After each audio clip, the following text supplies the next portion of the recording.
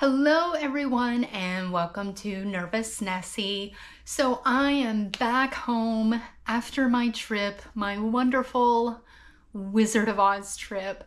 I had a lot of fun on this trip. It never ceases to amaze me that whenever I travel, it doesn't matter where I go, I always end up meeting some really awesome people that are so friendly, and I get to see and experience so many new things. And this trip, of course, was like that. Just kind of wanted to give a recap and talk about some of the things from the trip and my feelings after the trip now that I have settled, the dust has settled, or the house has landed since it's the Wizard of Oz trip. So one thing that I really wanted to point out about this trip is that when you travel to some cities in the United States that are not your major cities, that you might have a little bit of a struggle in transportation. Of course, you can always rent a car, but whenever I travel, I try to either use public transportation like buses or taxis, or I will use Uber or Lyft, or I will walk. Of course, Chicago has everything, trains and buses, and of course it's very walkable there, but in cities like Dodge City, Kansas, and Port Huron, Michigan, there were no Ubers or Lyfts, and the taxis were not that popular. It was kind of hard to get a taxi.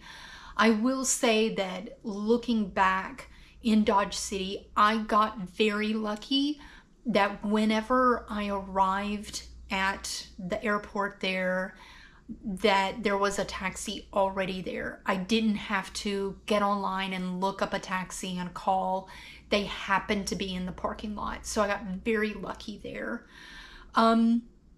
If you are from another country and you're coming to the United States, and you're like, okay, am I going to be able to get like an Uber or a Lyft in this particular city?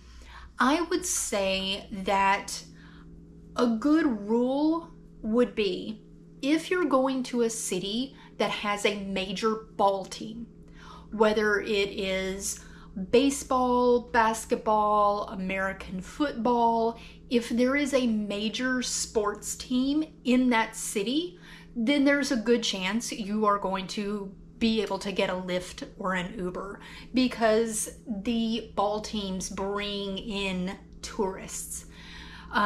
Don't just think that because it is a tourist town that it's going to have Uber or Lyft. Dodge City is a tourist town. A lot of people have seen it from Westerns. They've heard the history of it, and a lot of people do go there for the tourist aspect of it. Most of the people that I met when I was just out and about were tourists, especially at the actual center of the city. But it's not really considered a tourist town because they don't have Uber and Lyft there, and they don't have like buses and like a good solid public structure for transportation. So I would say that if you are coming to the United States and you're unfamiliar with the various cities, you may have heard of a city, but they may not have the public transportation. Look and see if there's a major ball team, and if there is, then there's a very good chance that there will be public transportation and or Uber and Lyft. Another thing that I want to mention having to do with this trip is that it was winter season when I went. Now, Obviously, Kansas is much lower on the map than Port Huron, Michigan, but even then, they had a winter season. Their winter seasons are kind of long. You're looking at like roughly end of August, beginning of September, way into the spring months, March and April. That would be their winter season. And so when you go to, whether it's Dodge City, Kansas, or Port Huron, Michigan, if you are going during those months, it's considered the winter season and things may not be open. In Dodge City, I didn't get to see the Wild West shootout because it was winter season. And in Port Huron, Michigan, I didn't get to go to the top of the lighthouse because it was winter season. Now, it wasn't a bad time to go. Yeah, I didn't get to do those things or experience those things. However, the bulk of the tourists had already thinned out, had already left. And so when I was in those areas, I did get to see a lot more and take my time because there was nobody around. Especially at the lighthouse in Michigan, there was no one. I think there was one guy that I saw there that was a tourist walking around, but I had full run of the place, which I really like because I hate when it's crowded and you're wanting to take pictures, but everyone is in the shot. So it's whichever one you prefer. Do you want to go when you can do a lot more, but then you've got to deal with the crowds? Or do you want to maybe miss a few things, but then you don't have to deal with the crowds and you can take all the pictures you want with no one around? So that's something to think of when it comes to traveling to these places. Another thing that I wanted to mention was the food and the cost of the food and other items on the trip. When I got to Dodge City, Kansas, I did have to go to a Walmart and buy toiletry items since I didn't check any bags flying there. The prices were normal average prices for the United States. I'm used to California expensive prices, but then I also grew up in smaller town America where everything's really cheap. I would say that in Dodge City and in Port Huron, the prices were very average, nothing too crazy and expensive. This also goes for the food. Since they are sort of tourist towns, but not really. They're not tourist as in like Chicago or LA or New York, but they still are considered tourist towns. The prices for food and other things was very reasonable. It was your Midwest prices. So it's a good way to save money by not going to the big cities. You're going to a city, just not the really big cities. I also wanted to give another shout out to Heather in Dodge City, Kansas for her Airbnb. She was just so lovely. I actually got to meet her and talk to her, and she was so kind to let me hang out at her Airbnb while I was waiting on the train.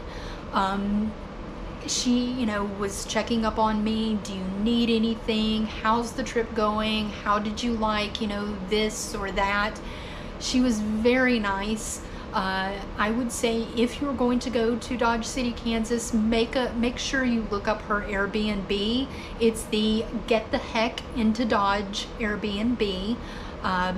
She was just very sweet, and I would say it was very worth the money for the Airbnb because of the location, the size of the Airbnb, the amenities that she provided, and just her warm personality.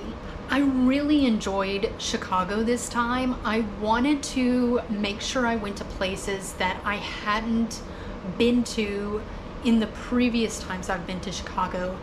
And I always love finding new things. I kind of thought, okay, well, it's Chicago.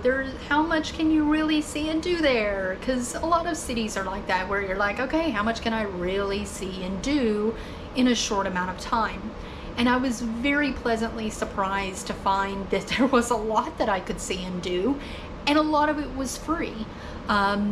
I really enjoyed the headquarters beercade. I love playing games, the video games and pinball, and it's a really cool place. If you go to Chicago, you want to check that place out. I also liked the zoo. I had never been to the zoo there. Most zoos in the United States you have to pay for, and usually it's a lot.